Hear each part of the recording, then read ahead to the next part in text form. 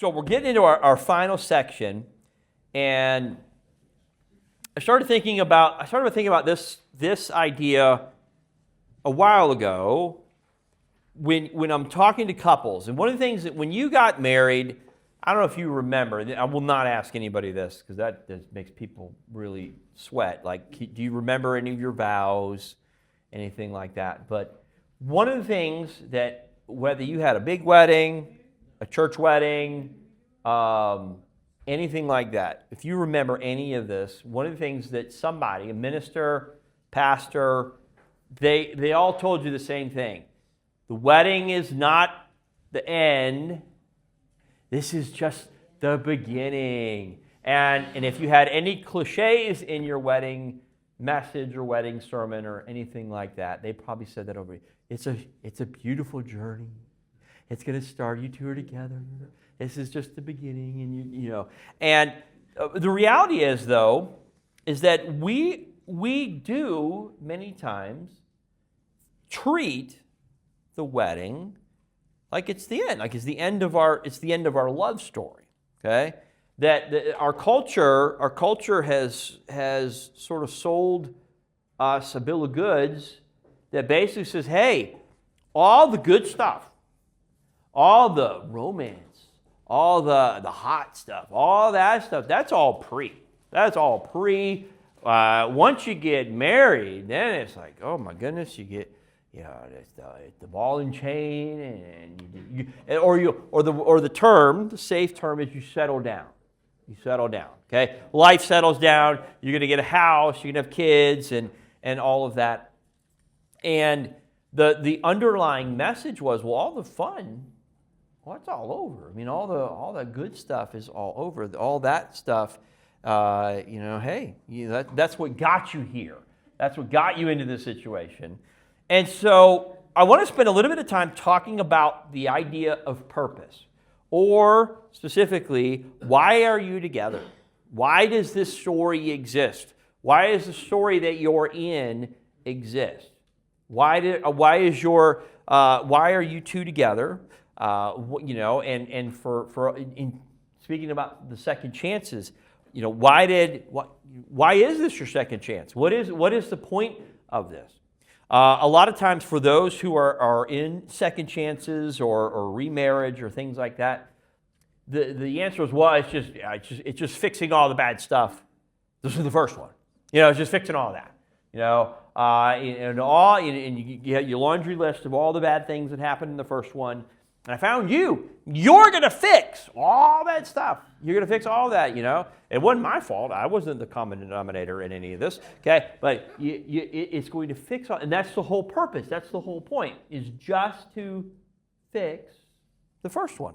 Or just to be together. Maybe that's the thing. We're just together. We're just together. That's the point of the story.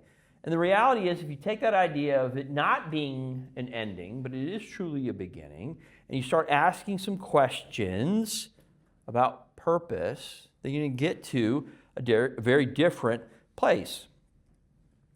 What I ask every couple is, what do you think marriage is for? What do you think marriage is for? Okay? Why are you getting married? Or what's your mindset towards marriage? And I'll ask them that. And it's not necessarily, why do you want to marry him or her? And that's usually easier for them to answer. But like, what is marriage for? Like, what is the whole why? Why do we have this? And that's a hard question for a lot of folks sometimes. Well, it's to have a family, it's to have kids. Who wants to pay 2 rents? You could pay 1 rent. I mean, whatever. Think of the tax savings we're going to have. That's not romantic, but what's the purpose? Why are you two together, and why are you married? And unfortunately, Hollywood does not help with this. And all the good love stories, all the movies, even all the clips that we've already seen over this weekend, they all tend to end with the final we're together, or the final kiss, or the final scene, we've worked it out, we figured it out, It ends with the wedding and all that. And then there's that very famous line, they lived happily ever after. Okay? What is the happily ever after? Or specifically, are you in the happily ever after? So the question is about purpose. Okay? On page 22, you did not get together. You did not get together to just be together. You didn't get together to just be together. We think that. We believe that. We just got together to be together. I like you, you like me, you're cute, I'm cute. We just got together to be together. You got together for a purpose. Now, if you go back to sort of just the basic understanding of, hey, we all have a relationship with God. We're all at a certain place in our faith journey. We have a belief that Jesus has saved us, that we are following Him, we are a disciple, we're doing all of that stuff, sort of those basic things. A lot of times, it's a very individual message, okay? And you should have a relationship with God. You should have your own personal walk with God, your own devotional life, your own prayer life. Does not mean that you guys have to be on the same wavelength or anything like that. But in the context of marriage, there should be something where you both are doing this together. And it's not like, well, hey, you go do your prayer time, and I'm just going to go do my prayer time. I'm going to be over here. Now, the other image is that you're supposed to be like the Flanders from The Simpsons. Anybody ever watch The Simpsons? There's this Christian neighbor. They're the total stereotype of all Christian families, and you have this image that, you know, the Flanders, every night they're just both on their knees by the bedside, and they're just praying and things like that. And like, I'm not suggesting that you have to go home and, you know, wear out your knees or anything like that. Okay, some of us getting on our knees is a challenge these years. But are you doing anything together in terms of purpose? And if you look at, when you have time, I jotted down some verses for you. Jeremiah 29:11, Romans 8:28, Proverbs 16:4, all those verses, they talk about the idea of purpose. That you have a purpose for your life, but you also have a purpose together. So on page 23, the relationship you're in exists in service of something bigger. Okay? The relationship you are in is in service of something bigger. It is not just physical attraction. Okay, it is not just to have a family and anything like that.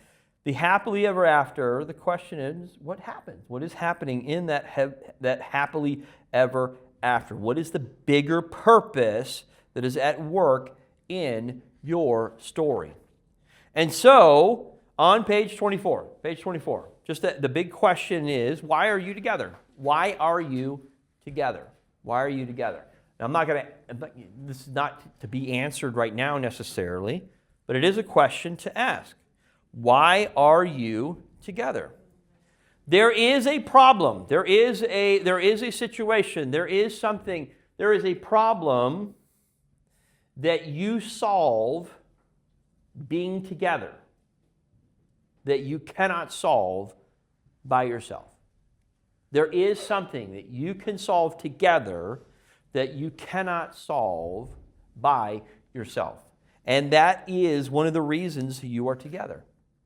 Now, if your reason to be together, and if you ask younger couples, they get through the wedding process. And one of the things I always stress with wedding couples is there's so much attention that is spent on weddings.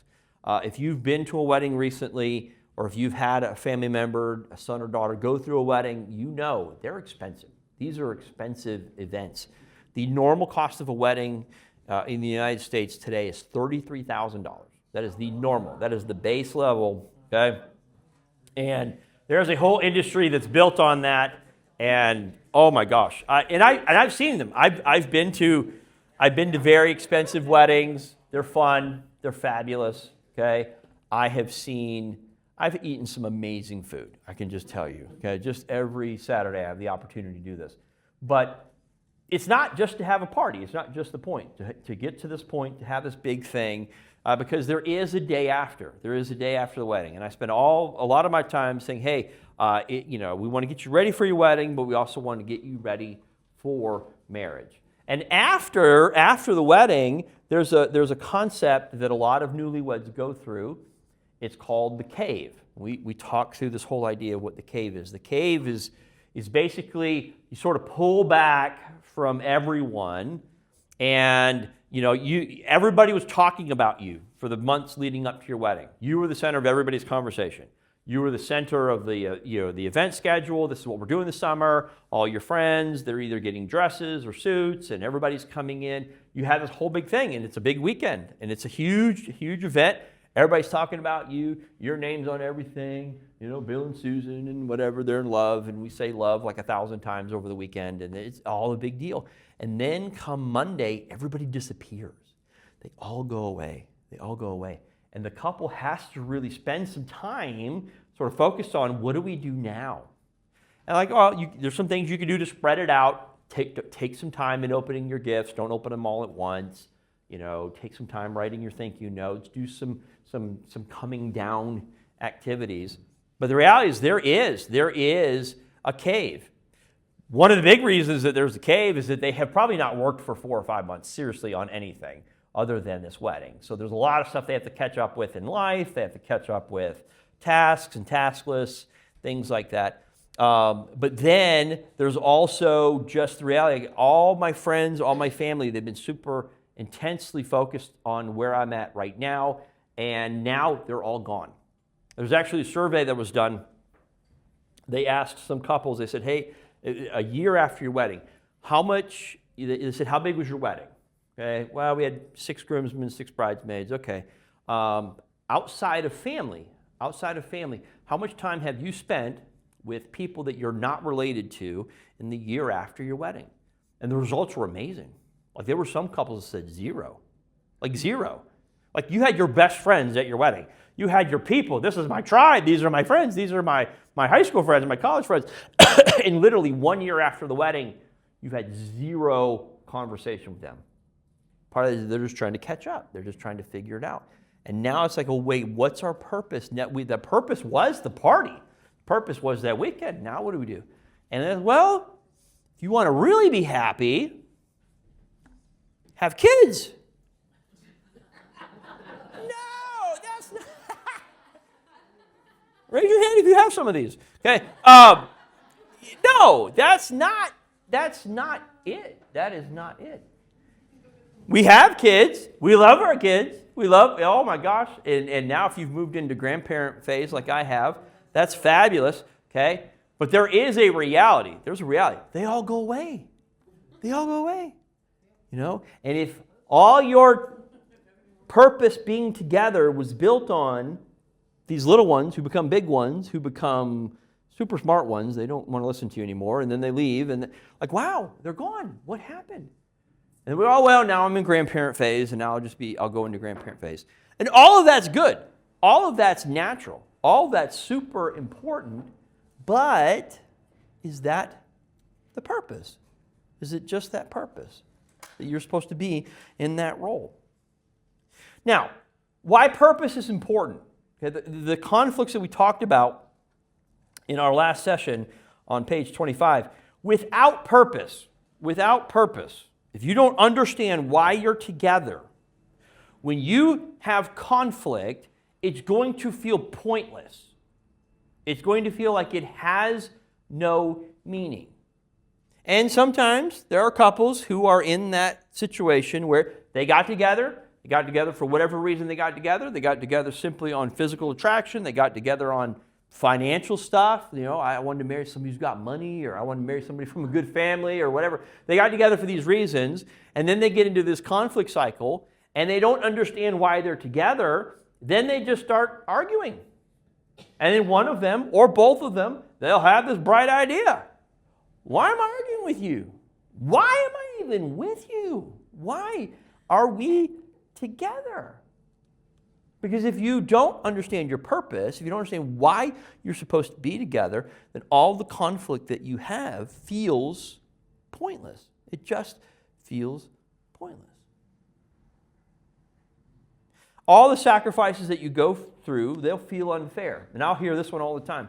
The thing I'll hear for couples that are in trouble, there's two things that'll come up. One is, I'm not happy. I'm not happy. Okay? I'm not happy. And happy is a big term. Happy is there's a big wide pot of what can make happy or not happy. But happiness oftentimes also comes out of the idea of fairness. Okay? It's not fair. And so we spend our time, if our purpose is trying to make sure everything is fair, oh my goodness, that's a losing battle. Okay? You could go be a kindergarten teacher. That's fun because that's all we sort of teach them. And we learn this. We learn this in kindergarten, and we think this applies for the rest of our life. Okay? We got to be fair. You got to share your toys, share your sandwich. Don't be the first one to the water fountain or whatever. We share things. Okay? If marriage is about sharing or fairness, oh my goodness, that's not going to work. Okay? So how many of you have had a baby? Okay. So how many of you sit next to somebody who's had a baby? Okay. The moment that one of you humans has a baby, it's all unfair. It's all completely unfair, and there is no catch up. There is no way to make it up. I saw a cartoon thing that said, that a man, a woman who gives birth to twins comes just a shy closeness to understanding the pain of what a man goes through with a common cold. I mean, it's just to understand just the pain and suffering that we go through just to get over the common cold. Okay? And we know that's not true. Okay,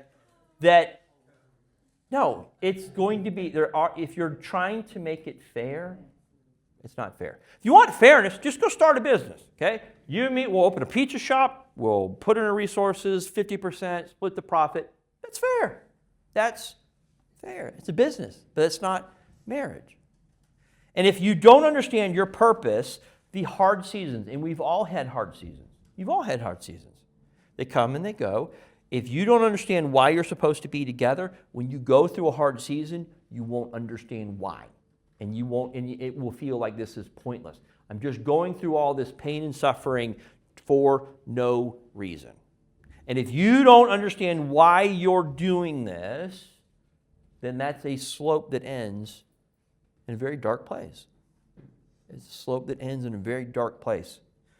Now, if you have purpose, if you understand why you're supposed to be together, if you understand that God's called you to do something bigger and better than you as an individual, then your conflict has context. You can understand things. You can sort of put things in perspective. I understand why we're having a financial discussion, because we know that our finances have been given to us by God, and we're supposed to do something with them, and there's a reason that we're supposed to do this. Okay? If you know that God wants you to be somewhere, or go somewhere, or serve somewhere, okay? Some of the best arguments are car arguments. How many of you ever had a car argument? Okay, all those are fabulous. Because you can't go anywhere, you're trapped, and you're stuck. But if you are going somewhere, you know why you're supposed to be going there, you know why there's a purpose in going there, it's okay. Like, I understand that there are things, and you have to, not to get super spiritual or super supernatural or anything like that, there are forces that do not want you to have a good marriage. There are forces that do not want you to have a good marriage. Why? Because if you are married and you are living on purpose, then that's a game changer. You can do something with your life that is different and powerful, and there are real forces that do not want that to happen. If you have purpose, then the things that you sacrifice for, you understand why you're making a sacrifice. If I don't have purpose, I say, well, this is unfair. Why do I have to sacrifice? You go sacrifice. You give up this.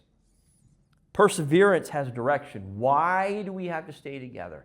Through the hard season, why do we have to stay together? If you don't understand your purpose, then it gets very, very cloudy. So with that, We have to have a shared vision, a shared mission, that you should have a reason why you are together. Now, page 26. Okay? Page 26. Purpose, one of the first purposes is this. Purpose is being faithful. Okay? It does not mean that you have to go find the gold, you have to get the map, you have to, go defeat the armies, you don't have to storm the castles, anything like that. It does not always have to be that big and dramatic. Okay? Purpose a lot of times is simply being faithful. God, I know you have put us together. I know you have us together for a reason. And even though I cannot understand why we are together right now, or why we are going through this season, our purpose is to be faithful through this season. I know this is not where we're going to stay. I know this is not where we're going to be forever. I know this is not going to be the final chapter of this story. What do you have for us in this part of the book that we're going through? And even if you have separate careers, even if you do separate things, you both say goodbye in the morning and you both go in two different directions, you can still have a shared mission. Okay? What I will encourage couples to do when they first get married, and this is going to be my encouragement to you, you need to do something together. Okay? This is not date night. This is not the business meeting. You need to find something that you do together. Some kind of ministry, some kind of volunteer, some kind of something that you both enjoy. Now, for some, it can be a career. I mean, obviously, I cannot do half of the stuff I do at the church without Misty. I mean, and most of you have figured this out. Like, yeah, she's pretty good. Yeah. So, but I couldn't. I mean, Yes. No. Listen, she should have just come to the interview and said, "This is all the stuff I can do." Okay. I need her. I don't know if she needs me, but I need her. Okay. I need her to do the things that I'm doing. Okay. If that turns into a ministry where you're actually working at a church or working at a ministry, that's cool. Not all of us are in full-time or part-time ministry, but you need to do something together. Okay. I guarantee you that if you both volunteer at a soup kitchen. We had a meal at the Makeaway on Thursday. It was fabulous. Okay, if you're both serving food at a homeless shelter, it's super hard to have an argument. I'm just going to guarantee you that. Okay, it's very hard for you as you are spooning cream of corn onto somebody's plate for me to go, you know what? She just doesn't understand me. She just don't get me. I'm tired of this. And I'm going to do. No, it's very hard to do that. If you're working on a habitat house, it's now you could, you're not doing it right. Like, I could hear that one. But, it's very hard to get into an argument. It's very hard for you to think about yourself. And obviously that's the very first idea, just why you should do this stuff to begin with, just as an individual. Okay? It's very hard for me to go, God, please, you're not giving me all the things I want. You're not giving me all the things I need. I've been praying for this thing, and I haven't gotten it yet. When you're putting together Habitat House, it's very hard for you to be in that zone. But if you're doing it together, it's really hard. Because there's two people out of the equation. I can't complain about God, and I can't complain about you, because we're working on this together. You have some kind of shared vision together. And so, page 28, okay? Naming the plot of the script. Naming the plot of the script, okay? Have you ever gone to a movie and you thought, okay, well, this is great. There's like, the actors were good, and the special effects were great, and some of the scenes were cool. Have you ever walked out and been like, what was that about? Like, what was that about? If someone looks at your marriage, and they come to you and they say, hey, we'd like to buy the rights to your story. We'd like to buy the rights to your story. We're going to put your story on screen. You can sort of imagine who's going to be your leading characters or whoever, who's going to play you, who's going to play him or her, But if they bought the rights, they say, the reason we like your story, we're going to buy the rights, is because your story is about what? What would it be about? Why would someone want your story? Or, more specifically, what is the story that you're telling? What is the story that you're telling? How do you handle the tension that's in your story? And why does this story even exist at all? And so on page 29, our closing reflection is very simple. What problem do we solve together? What problem do we solve together? What problem do we solve together? Or, more specifically, what problem or need do we feel drawn toward together? What is the problem that we feel drawn to together? There are things that God's calling you as an individual to do. There are things that you know that you need to do. Sharing your faith, taking care of some things just in your own personal life, all of that. What is the thing that you are feeling drawn to together? And specifically, what is the one small step that you could make or take together that will get you there? And so that is a huge, huge question that I want to close on. Why are you together? Why are you together? And maybe that turns into a prayer. Maybe that's something you pray together. God, why did you put us together? I love you, and I know you love me, and we're awesome. We have a great family. I love all the things that we've done, and I love every bit of our journey this far. But just simply ask, hey, why are we together? Or, if you want a more challenging question, God, what else do you want us to do? What else do you want us to do? Those are big prayers. Those get you out of the give me, help me, I need this, I need that kind of prayers. Those can get you into some very interesting waters. As if you say, hey, God, you put us together for a reason. What else do you have in store for us in this season in our life? What do you have in store for us? And so that's our closing thought. What is the purpose? Why are you together? And I'm asking the question. I'm not going to answer it for you because that's what I want you to do for the rest of this weekend, the rest of the next few days, is answer this yourself. Feel free to go back through your script. There's a lot of good questions, and if you take some time, I hope you make this something that you enjoy and work on over the next few days. And I would love to hear some stories from you.